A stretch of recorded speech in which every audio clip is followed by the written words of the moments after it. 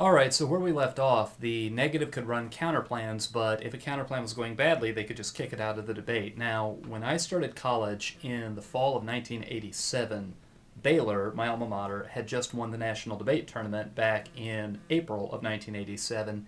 And the gentleman who did both twos on that team, he had been top speaker at the NDT 2 years running, and then his senior year had won the national debate tournament. But back when he was a sophomore, early that year, he had had a very, very confusing debate where someone ran several conditional counterplans on him, and he thought in the 2AC he had a handle on it, but then a counterplan went away and it completely threw him, and he came home very, very frustrated. So he talked to his coach, Robin Rowland, who's now a communication professor at the University of Kansas, and they went to work figuring out what do we do about this. And he told me, dozens of practice speeches to get this argument perfected. And through his junior and his senior year, he got better and better at turning it into an offensive argument where a lot of teams were actually kind of scared to run a conditional counterplan against him because he would take the conditionality bad argument and he would go for it for the entire 2AR, not go for anything else in the debate, just the theory, the abuse, and would win big debates against good teams on it. As a matter of fact,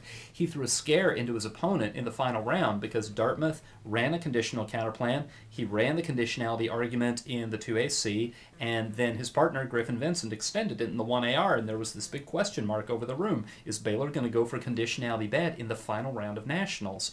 And the 2R, Chrissy Mahoney, actually, arguably, opinions vary, but arguably spent a little too much time on it in the 2R, and there are some other arguments she dropped. She dropped a couple of turns to a disadvantage, and it was some people's impression who watched that debate that she was thrown by the fact that she had to go and spend time on this conditionality argument. With all that said, he taught all of us to make the conditionality argument, and he hammered it into our heads so hard that even all these years later, over 20 years later, I still have the argument memorized. So here goes. Conditionality is bad. A, it destroys clash. Clash is the lifeblood of debate. Good debate is happening when both sides are giving the very best reasons they can for their positions. A debate that is lacking in clash is a bad, unsatisfying debate. But with a conditional counterplan, the better the affirmative's arguments are, the more powerful incentive it creates for the negative to kick out of the counterplan. So conditionality, by being anti-clash, is anti-good debate. Subpoint B, time constraints. Any analogy they will make to any other decision maker, whether it's a social scientist, whether it's another member of Congress, any of that, they don't have only 2 hours. The fact that we have to very quickly decide on what our positions are and have to think all the way to the end of the debate, what we're up against and what we are expected to defeat, we need pretty quick notice and pretty firm notice. These are the arguments that are in the debate. It's not okay for me in the 2AC to think that I have to argue this counterplan and then to have the rug pulled out from under me when the counterplan vanishes. And it's not okay for big chunks of my speech time to go from being round deciding to being irrelevant on the negative's whim.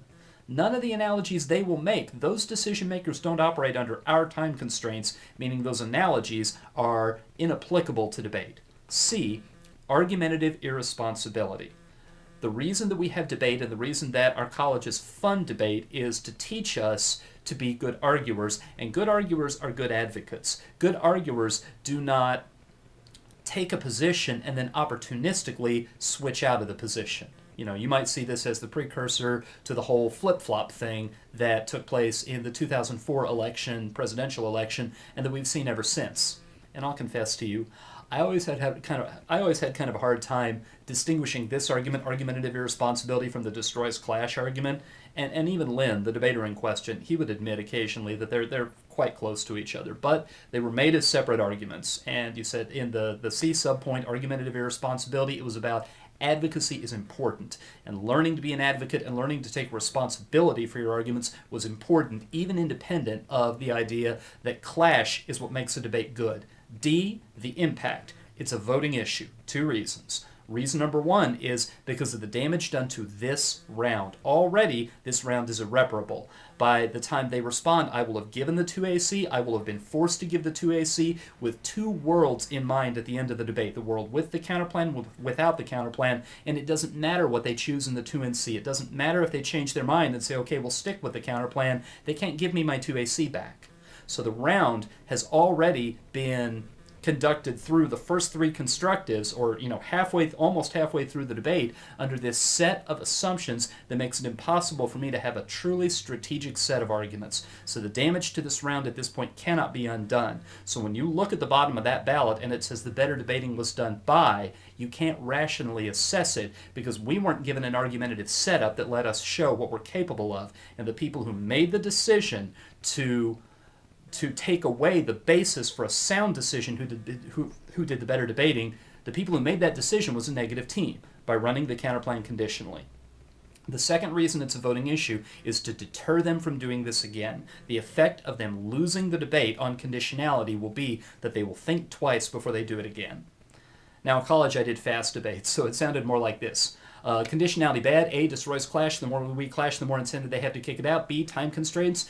None of their analogies, scientists or anything else, have just 2 hours to have a debate. C, argumentative responsibility. They should be advocates. If they refuse to be advocates, then they shouldn't win the debate. D, voting issue. The damage to this round is irreparable. Also, you should deter them from doing this again.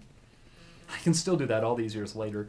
And Lynn would have entire simulated debates with us where he would flow out every argument we were likely to hear, every response we should make, and we had this debate kind of programmed into us to where we were ready for it.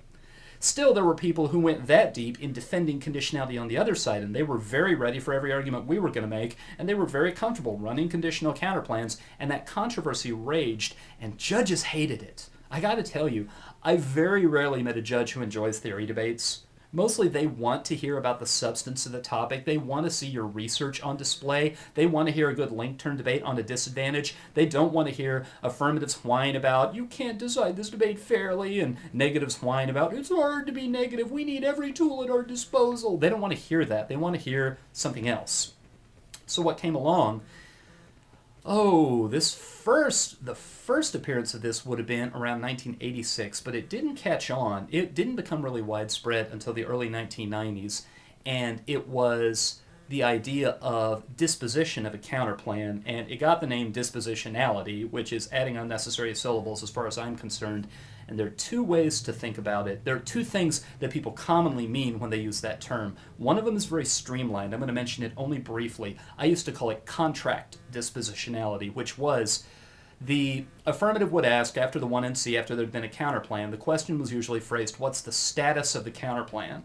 And the negative might say conditional, in which case they're saying we can kick it for any reason or no reason at all, or they might say dispositional. Smart affirmatives would always then say, what does that mean? Very often negatives would answer, if you make nothing but offensive arguments to the counterplan, if you just run disadvantages, then we are stuck with the counterplan.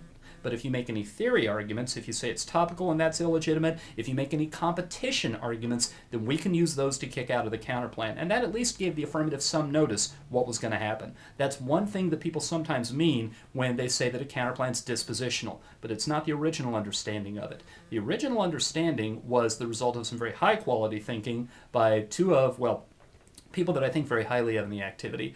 Roger Solt, who was a coach at the University of Kentucky, now retired, and Ross Smith, who was the head coach at Wake Forest University, who passed away a couple of years ago and is sorely missed. In getting together and thinking about this, here's what they came up with. They noticed, first of all, that the status quo, the idea of sticking with the status quo, can't ever really vanish from the debate.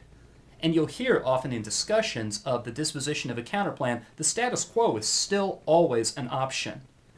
And then they said, if you really think about it, the status quo can't go away. The status quo is what's going on outside the tournament. It's what we pick up the paper and read about every day. It doesn't change. Or if it does change, its changes are beyond our control.